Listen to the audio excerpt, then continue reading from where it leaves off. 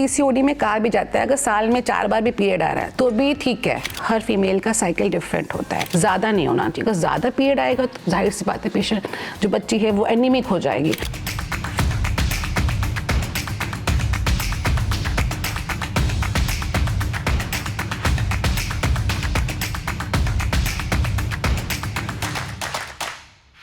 डर उस असहनीय पेट दर्द का जो हर बार पीरियड्स के साथ लौट आता है। डर उन अनजाने सिम्टम्स का जो ना सिर्फ आपकी बॉडी बल्कि आपकी मेंटल हेल्थ को भी झकझोर कर रख देता है। और हर महीने एक ही ख्याल, लो फिर वही डेट नज़दीक आ गई। अगर आप भी पीरियड से पहले या उनके दौरान कुछ ऐसा ही महसूस करती हैं तो हो सकता है कि ये संकेत हो पीसीओडी या पीसीओएस का। जी हाँ, अक्सर आपने भी महिलाओं को इसके बारे में बात करते सुना होगा, लेकिन क्या आपने कभी इससे जुड़ी सच्चाई, वजह या इसके सही इलाज को जानने की कोशिश की है? तो आज का एपिसोड डियर डॉक्टर आपके लिए है, क्योंकि आज ना सिर्फ पीसीओडी या पीसीओएस के बारे में बात करेंगे बल्कि जानेंगे इसका एक्सपर्ट सॉल्यूशन सीधा डॉक्टर से। तो चलिए करते हैं शुरुआत और स्वागत करते हैं associate professor ops and gynae department से डॉक्टर उरुज जहां जी का। डॉक्टर साहब, हम लोग आज फीमेल से रिलेटेड प्रॉब्लम्स को डिस्कस करेंगे। तो सबसे पहले जो शुरुआत करना चाहूँगी वो पीसीओडी और पीसीओएस से करूँगी, क्योंकि जो फीमेल्स रिलेटेड बहुत सारी प्रॉब्लम्स होती हैं उसकी जो जड़ है, उसका जो बेस है वो पीसीओडी और पीसीओएस से शुरू होता है। तो एक्चुअली ये जो पीसीओडी और पीसीओएस है ये क्या है और इन दोनों में क्या डिफरेंस है? एक्चुअली पीसीओडी और पीसीओएस दोनों सिमिलर नहीं है। पीसीओएस जो है, पीसीओडी का जैसे फुल फॉर्म है पॉलीसिस्टिक ओवेरियन डिजीज़ और पीसीओएस का फुल फॉर्म है पॉलीसिस्टिक ओवेरियन सिंड्रोम। तो सिंड्रोम जब भी होता है तो जब आपका सिस्टमिक इन्वॉल्वमेंट होना शुरू हो जाता है। पीसीओडी का मतलब है कि बीमारी जो है, जो मल्टीसिस्टिक सिस्ट बन जाती है ओवरीज में, वो सिर्फ ओवरीज तक सीमित है तो उसे हम पीसीओडी कहते हैं। पर वो जब साथ में और लक्षण भी आना शुरू हो जाते हैं, जैसे इंसुलिन रेजिस्टेंस कहते हैं, मतलब ये इंसुलिन रेजिस्टेंस जो होता है डायबिटीज़ का शुरुआत होता है, या बॉडी का मेटाबॉलिक सिंड्रोम है जिसमें बॉडी में लिपिड चेंजेस वगैरह आते हैं। तो जब ये इन्वॉल्वमेंट सिस्टमिक हो जाता है तब अब इसे PCOD, PCOS, polycystic ovarian syndrome कहते हैं। डॉक्टर साहब, बहुत कम एज में अब सुनने को मिलता है कि बहुत कम एज की बच्चियों को या लड़कियों को पीसीओएस या पीसीओडी की प्रॉब्लम है। तो क्या ऐसा पहले भी होता था या अब क्लाइमेट या फिर एनवायरनमेंट या फिर खान पान के चेंजेस की वजह से अब ऐसा हुआ है? नहीं, पीसीओडी तो नहीं। अब पहले के हिसाब से अब जितनी भी फीमेल्स हैं उनको पीरियड्स कम से कम 1-1.5 साल पहले आना शुरू हो गए हैं। पहले की उसमें एज में अराउंड 13 से 14 साल में आते थे, पर अब 11 से 12 साल में भी अमूमन लड़कियों में पीरियड्स आ रहे हैं। तो जाहिर सी बात है जब पीरियड जल्दी शुरू हो रहे हैं तो इनमें प्रॉब्लम्स भी जल्दी शुरू होना शुरू हो गई हैं। अदरवाइज़ पीसीओडी पहले भी था और अब भी है, पर अब छोटी लड़कियां हैं तो उनको प्रॉब्लम ज़्यादा हैं। बाकी क्योंकि हार्मोन्स के चेंजेस हो रहे हैं, वो हमारे एनवायरनमेंट में तो चेंजेस आ गए हैं। एनवायरनमेंट में, हमारे खान पान में, जो हमारा पहले खाना पीने का था हमारे, और अब जो है उस पर काफ़ी फ़र्क आ गया है।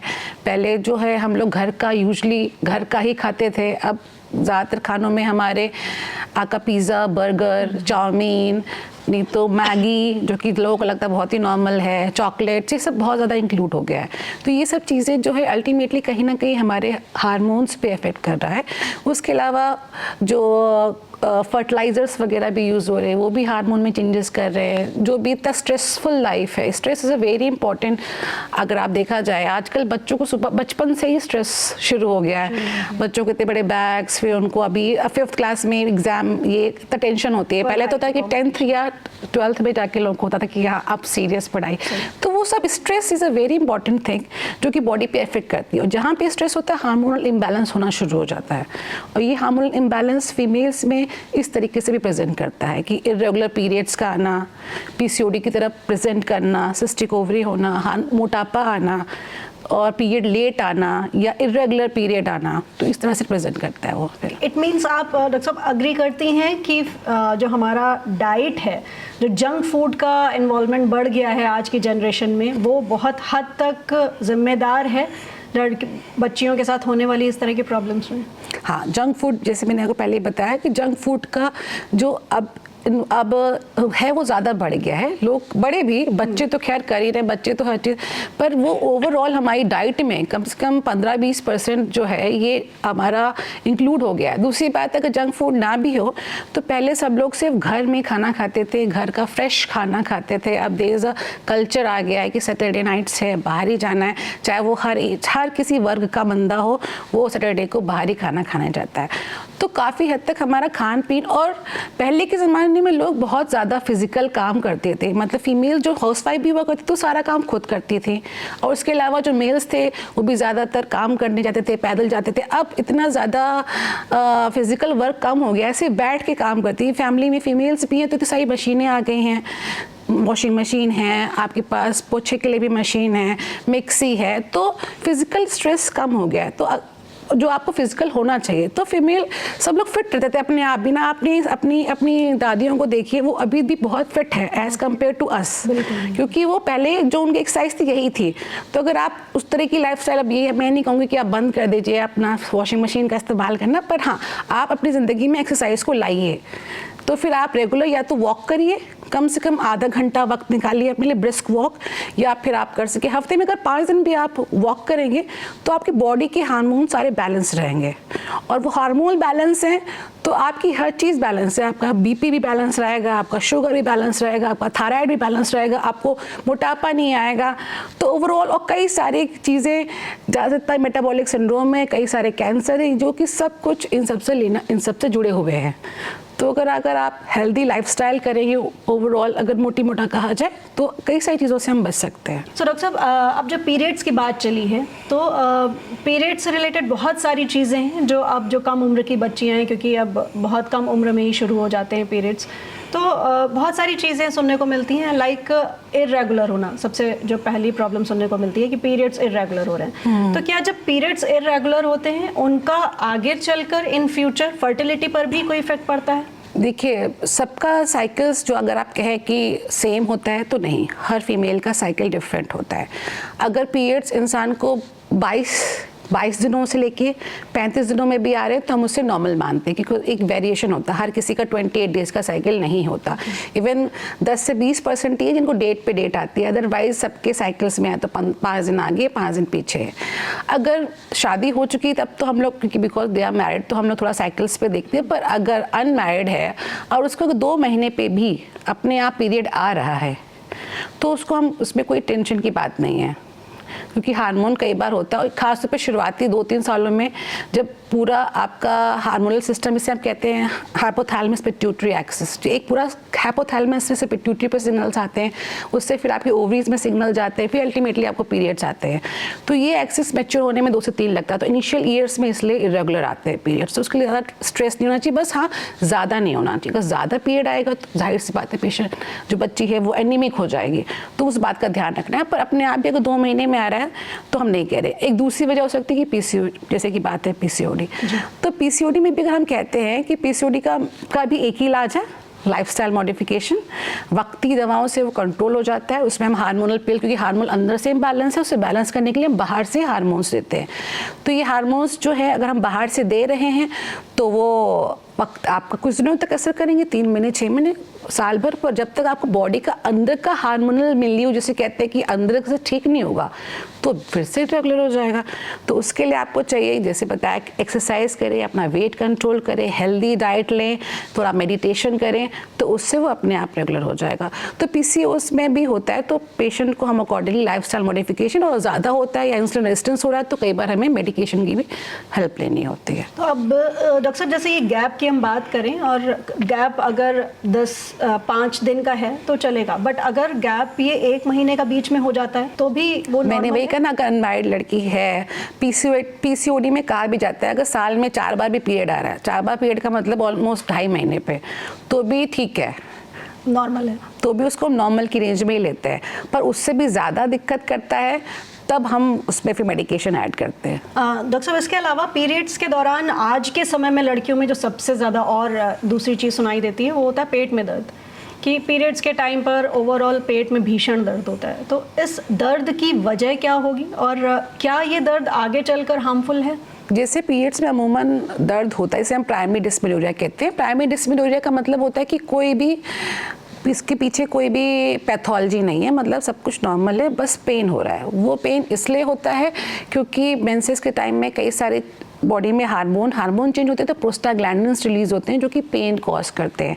और क्योंकि क्रैम्प्स आते हैं ताकि आपकी जो एंडोमेट्रियल शेडिंग होती है तो क्रैम्प्स हो सकते हैं, पर जो नॉर्मल डिस्मेनोरिया होता है वो सिर्फ पीरियड के पहले या दूसरे दिन रहता है, उसके बाद ठीक हो जाता है। तो अगर ऐसा पीरियड हो रहा है तो फिर वो नॉर्मल की रेंज में आता है, ऐसा पेन हो रहा है। पर अगर आपको पीरियड आने से 2-3 दिन पहले शुरू हो जाता है, उसके बाद 6-7 दिन तक जब तक पीरियड चल रहे हैं चलता ही रहता है, तो इसका मतलब है कि कोई शरीर में कुछ ना कुछ गड़बड़ी हो रही है। हो सकता है कोई सिस्ट बन रही हो, या हो सकता है कि फाइब्रॉयड बन रहा हो, रसौली जिसे कहते हैं, या फिर अंदर हो सकता है कि एंडोमेट्रियोसिस बन रही है, जिसमें कि पेन भीषण होता है और पेशेंट जो है बिल्कुल भी बिना दवा के उसको आराम बिल्कुल ही नहीं आता। तो अगर आपका नॉर्मल रेंज का पेन है जिसमें आप टॉलरेबल का है, तो फिर वो आपको प्राइमरी डिस्मेनोरिया। पर आपको जब भी लग रहा है कि नहीं ये पेन मुझे टॉलरेबल नहीं है या फिर कुछ 4 दिन तक चल रहा है, तो आप ज़रूर डॉक्टर को दिखाएं। हो सकता है कुछ ऐसी दिक्कत हो जिसकी वजह से आपको दर्द हो रहा है। उसके लिए प्राइमरी डिस्मेनोरिया की जो बात करें, जो नॉर्मल मेंसेस में दर्द होता है, उसके लिए भी इंसान को चाहिए कि आप उस वक्त अच्छा खाना खाएं, पौष्टिक खाना खाएं। बिल्कुल भी अगर आप कैफ़ीन ज़्यादा ले रहे हैं तो कैफ़ीन ना लें, चाय कॉफ़ी या आपके कोल्ड ड्रिंक्स हैं ये सब अवॉइड करें। थोड़ा सा मेडिटेशन करें, थोड़ा सा अपने आप को एक्सरसाइज करें। आपको कॉन्स्टिपेशन नहीं होना चाहिए, कब्ज़ रहेगा तो पेन होगा, क्योंकि दोनों देखा जाए तो आपका वो सांप से एक ही जगह पे कॉन्स्टिपेशन होता है तो भी पेन होता है।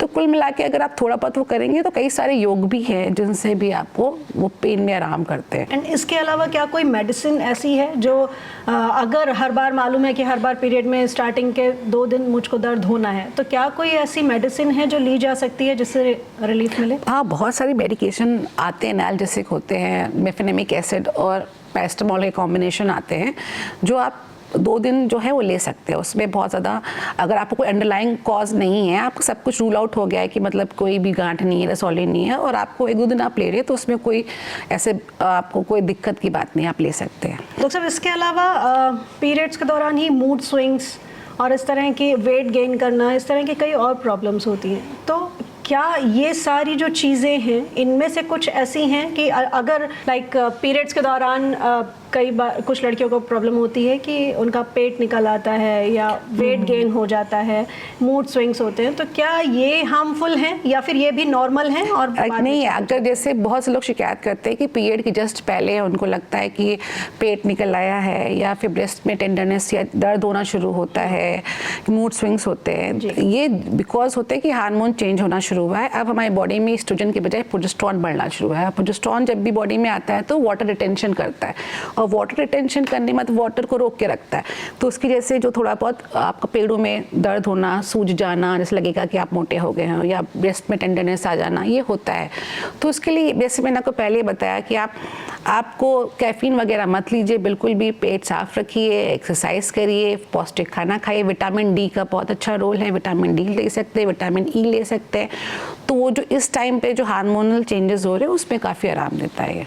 डॉक्टर साहब, जैसे पीरियड्स के दौरान बहुत ज़्यादा पेन हुआ या बहुत सुस्ती सी लगी, तो क्या करना चाहिए कि मतलब दोनों चीज़ों में आप किसके फेवर में है कि पीरियड के दौरान आपको बिल्कुल रिलैक्स होकर आराम करना चाहिए या नहीं, मूवमेंट बनाए रखना है और आपको खुद को एकदम अच्छे से काम में लगाए रखना है? वो इंसान के उस पर डिपेंड करता है कि अगर वाकई पेन है तो ठीक है आप आराम कर सकते हैं, पर ये ज़्यादातर साइकोलॉजिकल ही होता है कि आपको एक दिन पूरा आराम करना। मैं ये नहीं कह रही हूँ कि बिल्कुल गलत है, कई लोगों को पेन ज़्यादा होते हैं, वो डिपेंड करता है कि कोई आपका फर्स्ट डे कईयों को होता है। पर ऐसा जैसे लोग सोचते हैं कि नहीं बिल्कुल रुक के रहना, तो ऐसा नहीं है। पीरियड्स में आप सब कुछ काम कर सकते हैं, आपके आप महीने के 4-5 दिन ऐसे वेस्ट नहीं कर सकते। तो आप, मुझे लगता है कि सिंपल एनालिसिस, अगर आपको लगता है कि आप बिल्कुल नहीं कर पाए, सिंपल इलाज जैसे से आपका काम चल जाएगा, जो छोटी मोटी दवाएं हैं। बाकी जैसे आप कह रहे हैं ना, लोग बहुत अंडरस्टिमेट करते हैं एक्सरसाइज और इसको, बिकॉज एक्सरसाइज का मतलब सिर्फ वेट कम करना नहीं होता, या उसमें कई सारे हार्मोन्स ऐसे भी रिलीज होते हैं, जैसे कि सेरोटोनिन रिलीज होता है, जो कि आपको अंदर से, इसे कहते हैं हैप्पी हार्मोन्स, वो आपको अंदर से खुशी देता है। तो सेरोटोनिन रिलीज होता है। तो प्रेगनेंसी उसके टाइम में, मेंसेस के टाइम में आप वो मत करिए, एक्सरसाइज उतनी नहीं कही जाती है, पर आप वॉक कर सकते हैं, आप कई सारे आप थोड़े बहुत योगा कर सकते हैं, तो उससे काफ़ी हद तक आराम मिलता है। डॉक्टर साहब, पीरियड्स के दौरान कई बार होता है कि लाइक आपने अभी बीच में बताया कि बहुत ज़्यादा अगर ब्लीडिंग हो या बहुत ज़्यादा पीरियड्स हो जाएं तो फिर एनीमिक होने का डर रहता है, तो उस चीज़ के लिए थोड़ा सा प्रिकॉशंस रखने चाहिए। तो ऐसे ही आज के समय में जब लड़कियों को पीरियड्स होते हैं तो फ्लो बहुत ज़्यादा होता है और 3 डेज़ या 5 डेज़ उनको प्रॉब्लम होती है बहुत ज़्यादा फ्लो की।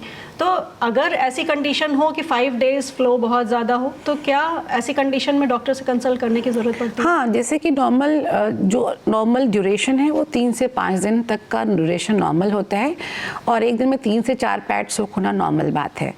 अगर आपको रात में भी उठ के 2 बार पैड चेंज करना पड़ रहा है, या आपके दिन भर में 7-8 पैड सोख हो गए हैं, या आपका ड्यूरेशन ये बढ़ के 7-8 दिन हो गया, इसमें नहीं कि आपका नॉर्मल से ज़्यादा है। तो नॉर्मल से ज़्यादा ये आपको साथ में बहुत ज़्यादा थकान महसूस हो रही है, या कमज़ोरी महसूस हो रही है आपको, तो फिर हो सकता है कि आपको खून की कमी हो रही हो, एनीमिया डेवलप हो रहा हो। तो जब भी आपको ऐसा लगे, आप तुरंत ही किसी डॉक्टर से कंसल्ट करें। हो सकता हो आपको एनीमिया हो रहा हो, तो आपको एनीमिया के लिए भी आपको मेडिकेशन देंगे। और दूसरी बात है कि अगर सब कुछ ठीक है, मतलब जाहिर सी बात, जब भी कुछ ऐसा हो तो हम लोग देखना पाते कोई और बीमारी तो नहीं हो रही जिसकी जैसे कोई फाइब्रॉइड में भी ऐसा हो सकता है, या सिस्ट में भी ऐसा हो सकता है। तो अगर कोई वो नहीं है तो नॉर्मल मेडिकेशंस आते हैं जिनसे आपका फ्लो उसमें रहता है, और उसके बाद भी नहीं होता तो फिर हम हार्मोन्स भी देते हैं कंट्रोल करने के लिए। डॉक्टर साहब, माय लास्ट क्वेश्चन कि पीरियड्स को रोकने के लिए कई बार लोग पिल्स यूज़ करते हैं, तो क्या इन पिल्स के साइड इफ़ेक्ट्स हैं, नहीं लेने चाहिए? कभी कभी लेने से कोई ऐसा खास नुकसान नहीं होता। कई बार हम लोग भी हार्मोन्स तो देते ही हैं इन द मैनेजमेंट में ऑफ ये जो आपका इरेगुलर पीरियड्स को कंट्रोल करने में देते हैं, तो कभी कभी लेने में ऐसे कुछ नुकसान नहीं है। पर हाँ, अगर आप बिना किसी सुपरविजन के लेते जा रहे हैं, बार बार ले रहे हैं, तो वो आपके हार्मोन पे अल्टीमेटली इफेक्ट कर सकता है, उसका असर आगे चलकर हो सकता है। Thank you so much doctor साहब, आपको बहुत बहुत धन्यवाद कि आप हमारे स्टूडियो में आई और हमारे व्यूअर्स को इतनी सारी इंपॉर्टेंट इन्फॉर्मेशन दी। आपको बहुत बहुत धन्यवाद। Thank you.